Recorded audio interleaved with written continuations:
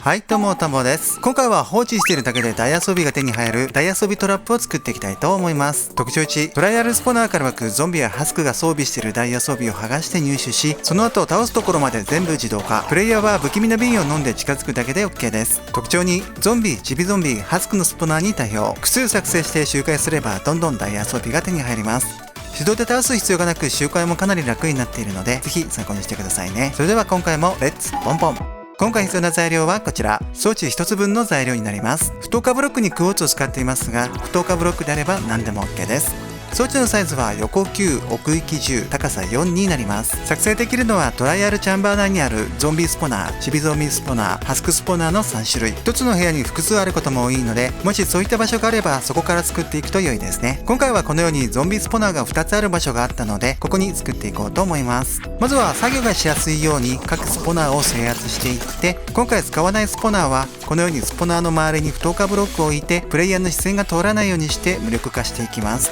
それが終わったら邪魔なブロックは撤去していきましょう。ここは特に必須ではないので、面倒な場合は使うスポナーの周りだけでも OK です。はい、撤去完了。では今回はこのゾンビスポナーを使って作っていきたいと思います。スポナーは一度モンスターを一定数倒すと30分のクールタイムがあるので、作成途中でまた湧き出したらその都度倒してくださいね。まずは地面を掘ってホッパー、チェストをこのように設置します。ホッパーの向きはこちらです。掘り始める位置はスポナーから1マス間を空けたここから1、2、3、4と掘って、ここも掘ります。次はこの位置にチェストを2つ置いてラージチェストにしたら、こちらに回ってチェストの側面からポン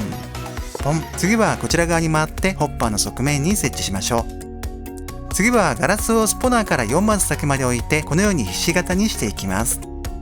スポナーの横から1、2、3、4、こちらからも1、2、3、4、あとは同じ要領で置いていきます。一旦このように置けたらひし形になるように追加でガラスを置いていきましょう。次は仮ブロック、レールを使ってホッパー付きトロッコをこのようにガラスにめり込ませて設置します。まずは一旦この位置のガラスを壊して、ここに仮ブロック。次にレールをこのように置いたらホッパー付きトロックを乗せて走らせて、仮ブロックとレールを撤去したら奥まで押し込んでください。ここまでできたらガラスを元に戻しておきましょう。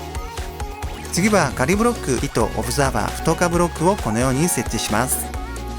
まずは仮ブロックをスポナーの上から1、2、3とこのように置いて、この位置には糸を設置。次はこちら側に回ってこの位置にオブザーバーを設置。信号の出口はこちらになりますね。あとは不透過ブロックをここに設置してください。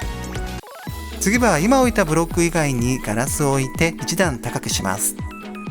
置くのは先ほど置いたこのブロック以外のところですね。こんな感じでどんどん置いていきましょう。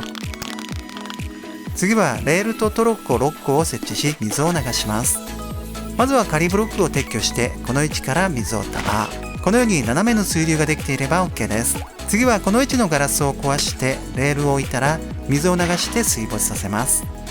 次は仮ブロックをこのように設置します。あとは1、2とこんな感じで置いて、レールをこことここに置きます。あとはトロッコを乗せて穴へ落とし、レールの上にトロッコを計6個乗せていってください。トロッコが置けたら仮ブロックは撤去して OK です。次は粘着ピストン、不透過ブロックをこのように設置します。まずはこの位置にこの向きで粘着ピストン、その先に不透過ブロックを設置しましょう。では視点を変更して続けます。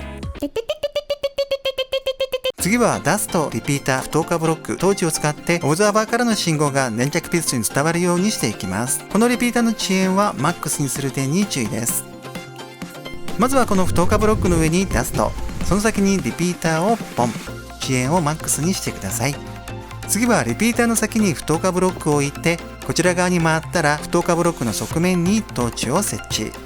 次はトーチの上に不透過ブロックを設置して、この位置にこの向きでリピーター、そのリピーターの先に不透過ブロックを置いたら最後に粘着ピストンの上にダストを乗せます。するとこのように粘着ピストンが伸びた状態になるので確認しておきましょう。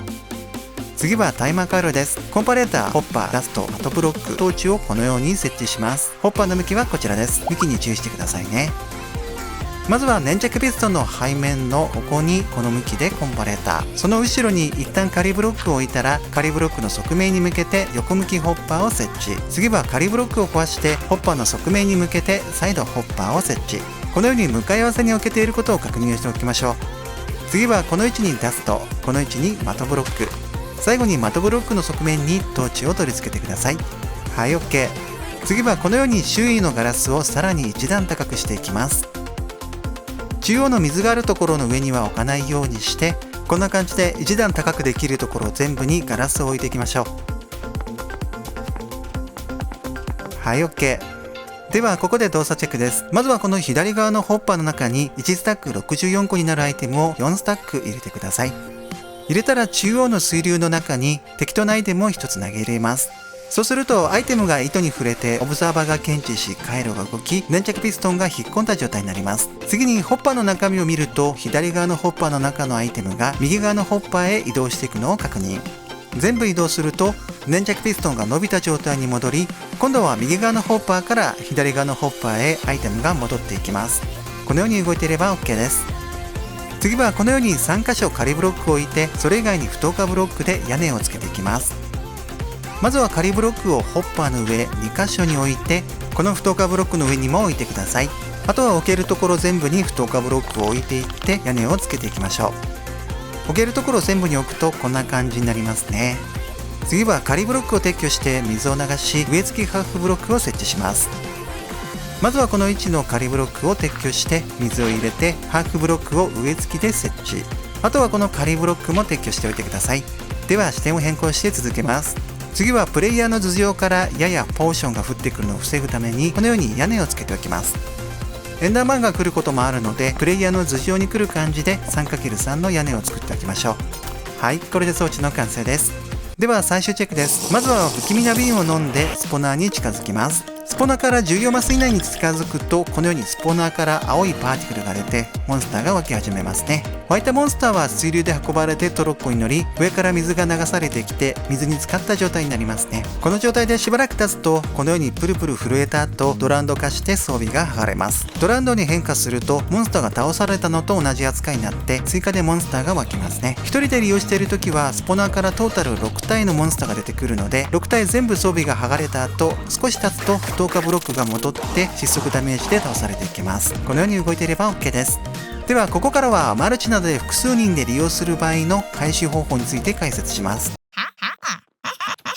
マルチで複数人で利用する場合は、プレイヤーが1人増えるごとにスポナーから湧くモンスターの総数が2体増えるので、タイマー回路もその分長くする必要があります。ではまずはホッパー、コンパレーター、不透過ブロック、仮ブロック、トロッコを使ってより長時間のタイマー回路になるように変更し、トロッコに乗せられるゾンビの数を増やしていきます。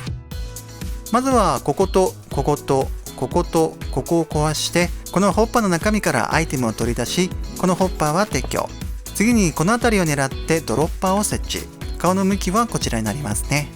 次にここに仮ブロックを置いて、仮ブロックの側面に向けてホッパーを横向きに設置したら、仮ブロックを壊して置いたホッパーの側面にホッパーを接続します。このように向かい合わせに置けていることを確認しておいてくださいね。あとはこのホッパーの上にこの向きでコンパレーター、その先に不透過ブロックを置いて、この向かい合わせのホッパーの中にアイテムを1つだけ入れてください。入れるとこのようにコンパレーターが点滅するのも確認しておきましょう。これで通常の2倍の長さで動くタイマー回路ができました。では次はこの位置を壊して、その下にある不透過ブロックも撤去。